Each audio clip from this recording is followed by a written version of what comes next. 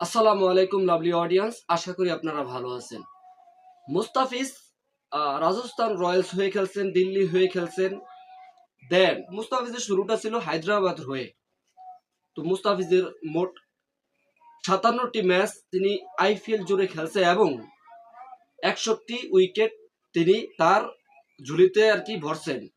এবং গত বছর কিন্তু তার পারফরমেন্স ছিল তুঙ্গে এবং বিভিন্ন রাজনৈতিক ইস্যুসের কারণে হয়তো মুস্তাফিজকে পরিপূর্ণভাবে আমরা দেখতে পাইনি। এই সেই মুস্তাফিজ ছিল কিন্তু রিপ্লেসমেন্ট অস্ট্রেলিয়ার এক প্লেয়ার যখন সে আউট হয়ে যান, সেই মুস্তাফিজুর রহমান তার রিপ্লেসমেন্ট হয়ে গত বছর 3 ম্যাচ খেলছেন এবং সেই 3 ম্যাচের তার দাম ছিল 6 কোটিরও বেশি বাংলাদেশি টাকায়। সেই মুস্তাফিজ কলকাতা নাইট রাইডার্স হয়ে কলকাতা নাইট রাইডার্স শেষ পর্যন্ত তাকে এই প্রথমবারের মতো মুস্তাফিজকে 9 কোটি 20 লাখ টাকা রুপিতে তাকে কিনা হয় কলকাতা নাইট রাইডার্স। বাংলা টাকা যদি হিসাব করি, বাংলা টাকা হচ্ছে 12 কোটি 36 লাখ টাকা আমাদের বাংলা টাকায়। আনবিলিভেবল। তো মুস্তাফিজের জন্য ডেফিনেটলি শুভকামনা থাকবে। দ্যাটস হচ্ছে ভাই, এটা আসলে বাঙালিদের একটা ইমোশন।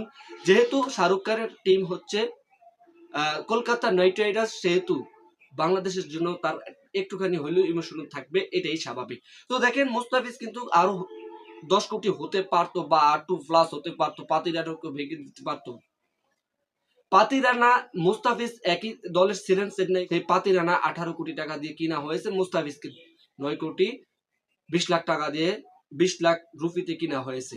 ডেফিনেটলি মুস্তাফিজের জন্য এটা আসলে বিগ অ্যাচিভমেন্ট আমি মনে করি। তো দেখেন মুস্তাফিজ এই মুহূর্তে আইএল টি20 খেলতে আছেন এবং প্রতিটা জায়গাতে, প্রতিটা লিগে, ঘরোয়া লিগে এবং কি ডোমেস্টিক লিগে এবং বিভিন্ন মানে লাস্ট কয়েকটা সিরিজে মুস্তাফিজুর রহমান আনবিলিভেবল ম্যাচ ছিল এবং সেই ম্যাচগুলো তিনি এক্সিকিউট করতে পেরেছে। তার বোলিং ফিগারটা দারুণ ছিল, অমায়িক ছিল।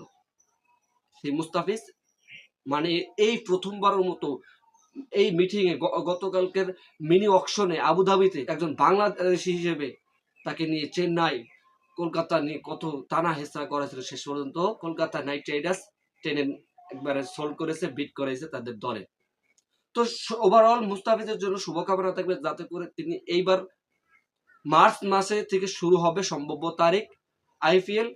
হয়তো পুরো মৌসুমে নাও দেখা যেতে পারে। যদি পুরো মৌসুম যদি দেখা যায় তাহলে তার অ্যাকাউন্টে ঢুকে যাবেন 9 কোটি 20 লাখ টাকা রুপি। মুস্তাফিজ হয়তো দেখা যাবে না, কারণ নিউজিল্যান্ডের সিরিজ আছে বাংলাদেশে, সেহেতু মুস্তাফিজকে দেখা যাবে না। তো দেখেন বাংলাদেশের মোট 7 জন আর কি নিলামে অকশনে টানার কথা ছিল এবং বাংলাদেশের 7 জন চয়েস করেছিল, কিন্তু ভাবছিলাম যে বাংলাদেশ মুস্তাফিজ আর হচ্ছে রিশাদ অথবা তানজিম সাকিবকেও বিট করাতে পারে, কিন্তু না, সেটা হলো না। কিন্তু মুস্তাফিজই হলো এক্সিকিউট। সাকিব আল হাসানও হয়তো ফুল টাইমে রাখা হয়নি ঠিকই, কিন্তু প্রাথমিক স্টেজে নিলামে রাখা হয়েছে সাকিব আল হাসানকে। সাকিব আল হাসান একটা সময় এবং কি মাশরাফি বিন মুর্তজাও একটা সময় এই কলকাতার ডেরাই থাকতেন।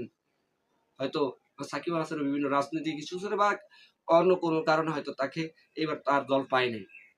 তো যাই হোক, তাদের জন্য থাকবে আলাদা আর কি অভিনন্দন।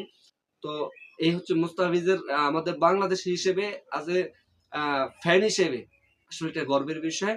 মুস্তাফিজ যেন এন্ড অফ দ্য ডে ভালো খেলে বিশ্ব দরবারে আরো পরিচয় করে দেখ আমার বাংলাদেশকে।